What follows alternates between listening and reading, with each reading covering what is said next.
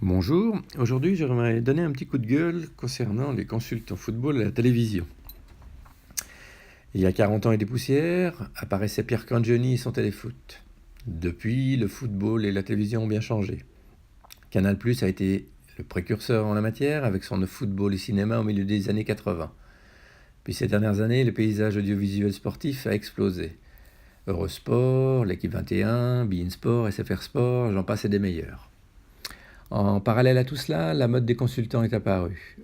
Anciens joueurs, entraîneurs, agents de joueurs, presque tout le monde du ballon apporte sa soi-disant expertise. 60 millions d'habitants, 60 millions de sélectionneurs. Alors utile, futile, ces nouveaux acteurs de petit écran me laissent perplexe. La majorité de leurs commentaires sont basiques, simplistes, leur vocabulaire souvent restreint, sans réel intérêt constructif.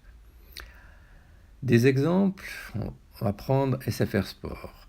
Cette chaîne est engagée d'anciens internationaux français qui ont une très belle carrière derrière eux, comme Franck Leboeuf, Christophe Dugarry, Emmanuel Petit, pour citer les principaux, et des entraîneurs comme Roland Courbis.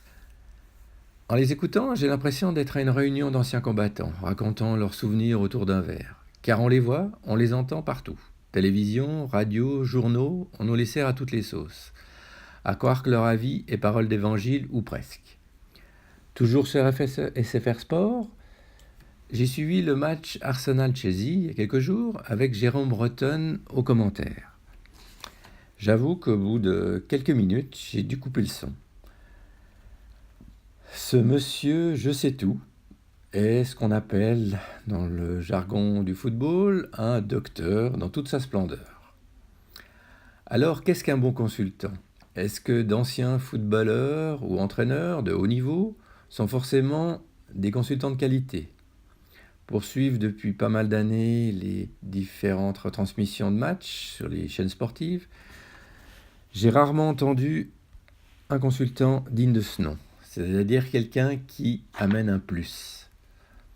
Autrement dit, ce qu'un citoyen lambda comme vous et moi ne pourrait pas faire. Merci de me donner votre avis sur la question et à bientôt.